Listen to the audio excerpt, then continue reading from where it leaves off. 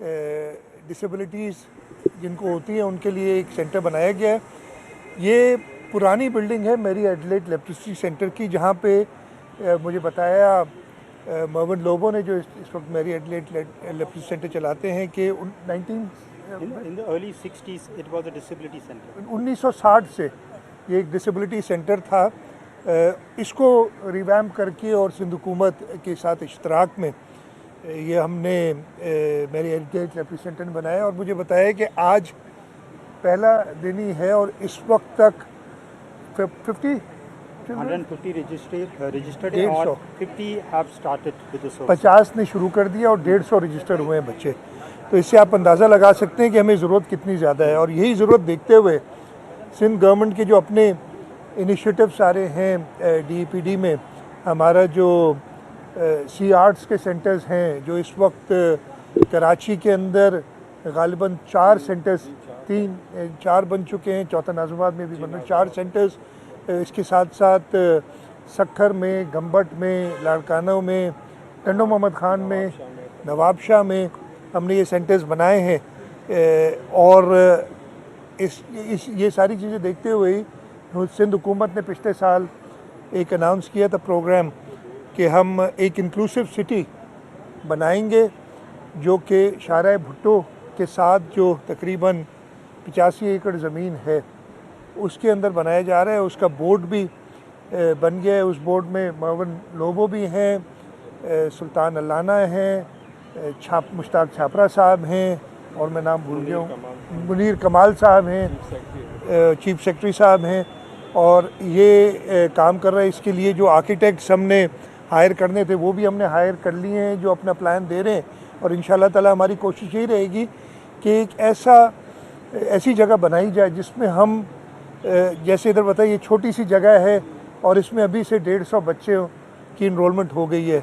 तो जो लाखों नहीं तो हज़ारों की तादाद में रिक्वायरमेंट है सिर्फ़ कराची शहर की, और उसके साथ साथ बाकी न सिर्फ पूरा सिंध, हमने तो हेल्थ में और इस किस्म की फैसिलिटीज़ में दूसरे सूबों के जो लोग हैं उनको भी जगह दी है। तो हम वो ऐसा सेंटर बनाना चाहते हैं, इंक्लूसिव सिटी बनाना चाहते हैं, जो कि इंशाल्लाह ताला इन स्पेशल एबिलिटीज़ वाले, डिसेबिलिटीज़ वाले जो बच्चे हैं उनकी ज़रूरियात पूरी कर सके। मुझे बड़ी खुशी हुई है, मेरी Adelaide leprosy centre doctor Ruth फॉ की जो लेप्रोसी के हवाले से खिदमात हैं और वो लेप्रोसी इरेडिकेट कर चुकी, उनकी मेहनत और फिर उनके बाद जो उनकी पूरी टीम है वो कर चुकी हैं। और अब उनका अपना ख्याल है कि हम और चीज़ों में भी जाएं, और ये जो सेंटर है ये इसी सिलसिले की एक कड़ी है। मैंने यकीन दिलाया है मर्विन लोबो को, जो मेरी एडलेड लेप्रोसी सेंटर के चीफ एग्जीक्यूटिव हैं, कि हुकूमत सिंध का पूरा ताउन उनके साथ रहेगा, इसलिए कि ये वो काम कर रहे हैं जो कि हुकूमत नहीं करना चाहिए, लेकिन हुकूमत अकेले ये काम नहीं कर सकती। ख़ास तौर पे ऐसे लोग जिनमें वो पैशन है, जिनमें वो खिदमत करने का जज्बा है, वो हमें साथ चाहिए होते हैं। और हमें मेरी एडलेड लेप्रोसी सेंटर के शिकल में एक ऐसा इदारा मिला है, और इंशाल्लाह ताला हुकूमत सिंध इससे पूरा ताउन करेगी। पहले इसका कर लो, फिर मलिर जेल की भी बात। पहले इसके 1-2 सवाल अगर हैं कोई, तो अगर नहीं आप लोगों को इंटरेस्ट तो फिर मलिर जेल पे आ जाते। हाँ, मैं वही कहता हूँ। हाँ, मैं इसके बाद नेक्स्ट क्वेश्चन होगा सर, ये तो बेशक ये एक रेगुलर प्रैक्टिस रही आपकी इस सेंटर पे। अपकमिंग बजट में कोई मतलब स्पेशल या कोई एक्सक्लूसिव चीज़ रखी गई इस हवाले से? हाँ जी, देखिए, मैंने जैसे आपको बताया वो इंक्लूसिव सिटी वाला प्रोजेक्ट, उस पर हमने काफ़ी, और वो एक ऐसा होगा, काफ़ी ज़मीन हमने ली है जिसमें हर किस्म की डिसेबिलिटीज़ की ज़रूरियात जो होंगी वो उस हवाले से होंगी। हमने एक बड़ा पार्क उसमें रखा है तकरीबन 20 एकड़ का, कि जिससे हम उन बच्चों को, आपको पता है ना कि ऐसे बच्चों को जो नॉर्मल जो पार्क्स हमारे होते हैं, कुछ लोग ऐसे हैं जो पसंद नहीं करते ऐसे बच्चे आएँ, तो इसके लिए हमने स्पेशल रखा है। तो वो उस चीज़ को हम आगे बढ़ाएंगे। उसके साथ साथ हम और एडिशनल सेंटर्स भी अपने बना रहे हैं, जो कि ऑनगोइंग एक बजट का है। हम बजट का भी इंतज़ार नहीं करते। हम फॉर एग्ज़ाम्पल सी आर्ट्स के ज़रिए इस साल 2 सेंटर या 3 नए बने हैं। नाज़िमाबाद वाला लाड़कानो वाला और नवाब शाह, ये इसी साल बने जो और इसी तरीके से हम इसको कंटिन्यू करेंगे। सेकंड यही था कि आपने जो कहा था कि मलिर का जो वाकया है सर, वो जो जेल का, इसी सूबे में वज़ीर दाखिला का घर भी जला दिया जाता है, जेल भी तोड़ दी जाती है, तो ऐसे वाकयात तो बड़े एक अलार्मिंग और वो बिल्कुल अलार्मिंग है और ये तशवीश की बात है। लेकिन जो अभी तक मुझे पता चला है, मेरी आज लेटर टुडे एक मीटिंग भी है इस सिलसिले में ताकि हम इसको और स्टडी करें। अभी तक जो पता चला है कि जो ज़िलज़िले के झटके आ रहे थे उसमें कैदियों में कुछ तशवीश हुई कि जी हम बैरिक्स के अंदर हैं, हमें बाहर निकाला जाए, गिर ना जाए। मेरा ख्याल है, अब अगेन मैं वो देखूंगा, मैं कोई जजमेंटल बात अभी नहीं करना चाहता, लेकिन इनिशियल थॉट यही है कि गलत था उनको निकालना। ये सिंगल स्टोरी जो इमारतें होती हैं इनको इतना कोई ख़ास, वैसे तो अगर बहुत ज़्यादा बड़ा अर्थक्वेक आ जाए तो कुछ भी नहीं, अल्लाह माफ़ी दे, अल्लाह ताला करम करें, कुछ भी नहीं बचेगा। लेकिन ये 3.2 रिक्टर स्केल के जो झटके आ रहे थे, ये तो मैंने भी बहुत पहले अर्थक्वेक इंजीनियरिंग पढ़ी है, ये तो एक अच्छी बात है कि जो ज़मीन अपनी एनर्जी रिलीज़ करती है, अगर इकट्ठी रिलीज़ करे तो बहुत बड़ा अर्थक्वेक आ जाता है। तो छोटे शॉक्स बेहतर होते हैं, बेहतर तो कुछ नहीं होता, लेकिन एक बड़े अलमिये से बचने के लिए होते हैं। इसके एक और भी मसला होता है कि ये कभी प्री शॉक्स आते हैं बिफोर अ लार्ज अर्थक्वेक। वो डर है, मैंने साइस्मोलॉजिस्ट से बात की हुई और हम उसको फॉलो कर रहे हैं जिस हद तक कर सकते हैं। जहाँ तक कि मलिर का वाक़या ये गलत फ़ैसला था और ज़रूर इस पर सज़ा मिलेगी उन लोगों को जिन्होंने ये फ़ैसला किया। कैदियों को बाहर निकाला गया, 6000 से ऊपर कैदी हैं मलिर जेल में, और जब वो बाहर ग्राउंड्स में, नहीं तो नॉर्मली जेल के 6 बजे के बाद शाम को कोई बाहर नहीं रहता, उनको जब बाहर निकाला गया और वो प्रिकॉशंस प्रॉपर नहीं ली गई, जिसकी वजह से कैदी एक मॉब की सूरत-ए-हाल अख्तियार की। उन्होंने, जहाँ तक मुझे पता है, हथियार भी छीने, फायरिंग भी हुई, एक कैदी की डेथ भी जब अभी तक मुझे पता है हुई है। इस सिलसिले में पुलिस ने और जो उधर जेल के हुकाम थे, फिर एफसी वाले थे, एफसी उधर पोस्टेड थी, उन्होंने रिटेलिएट किया। 216 या कुछ कैदी निकल गए थे, 80 या 82 जो अभी तक सुबह तक मुझे पता था वापस पकड़ लिए गए हैं। मैं सिर्फ एक बात कहूँगा, इस वाक़े की तो तहकीकात भी होंगी, जिनको सज़ा मिल रही है उनको सज़ा भी मिलेगी।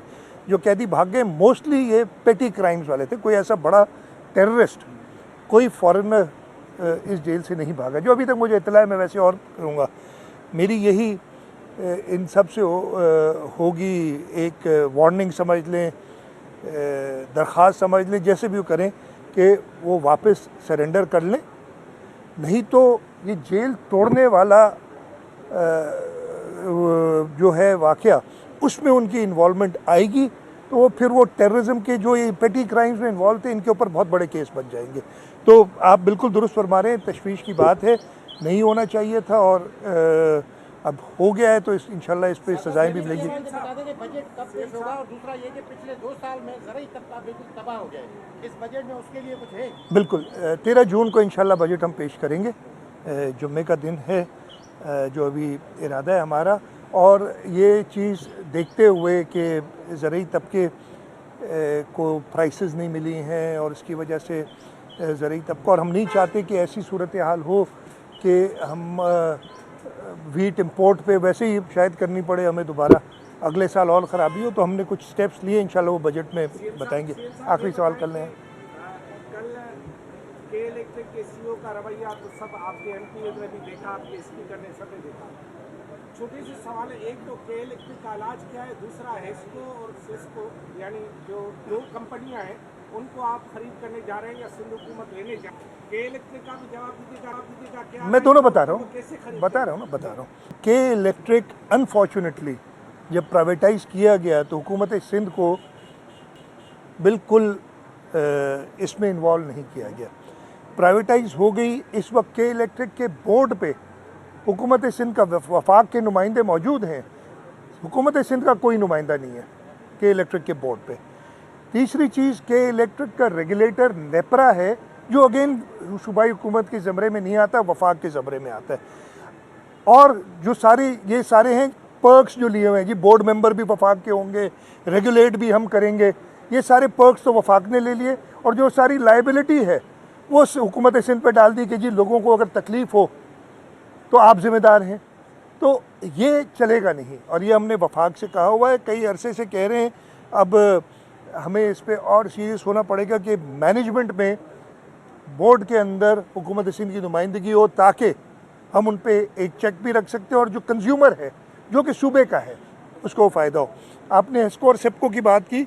हेस्को और सेप्को पे हमारा इरादा ये है कि अगेन डिस्ट्रीब्यूशन एक प्रोविंशियल सब्जेक्ट है और हमेशा से वैसे वफाक चलाता आ रहा है कि हम ये दोनों इदारे प्राइवेटाइज नहीं करेंगे जैसे के इलेक्ट्रिक की। हम पब्लिक प्राइवेट पार्टनरशिप में, कंट्रोल हुकूमत का रहेगा, लेकिन हम एक अच्छा ऑपरेटर ढूंढेंगे, इसलिए कि हम ये जानते हैं कि ऑपरेशंस के लिए आपको अच्छी टेक्निकल फर्म चाहिए, वो हम ढूंढेंगे।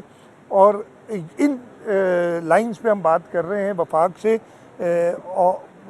ये ओवरनाइट नहीं होगा, इसमें बहुत टाइम लगेगा। बहुत बड़ी यूटिलिटी कंपनीज हैं, ऐसा नहीं है कि दुकान से जाके और मैंने ख़रीद लिया और कुछ कर दिया, लेकिन इस पे हमारा काम चल रहा है। आखिरी सवाल कर लें। हाँ, इलेक्ट्रिक पर ही है कि इस वक्त गर्म मौसम बहुत ज़्यादा है। कल जो रवैया से बाबा ने कहा कि बहुत ख़राब था के साथ, खुदा खास तक अमनो अमन से ज़्यादा ख़राब होती है, लेकिन हमने देखा कई सड़कें बंद हुई, तो कौन जिम्मेदार होगा? अब मैं ये सब जवाब दे चुका हूँ। देखें, सारी पर्क्स जो थे ना कि बोर्ड मेंबर भी हमारा होगा, वो आके TADA भी लेगा जब इधर बोर्ड मीटिंग होगी, इधर प्राइवेट कंपनी जो अपने मुनाफे कमाती रहेगी, और जो मुसीबत है कि अगर लॉ एंड ऑर्डर सिचुएशन है तो जिम्मेदार हुकूमत सिंध है, ये बहुत क्लियर है। तो इस वजह से हमने इसको एज ए होलसम चीज़ देखनी होगी।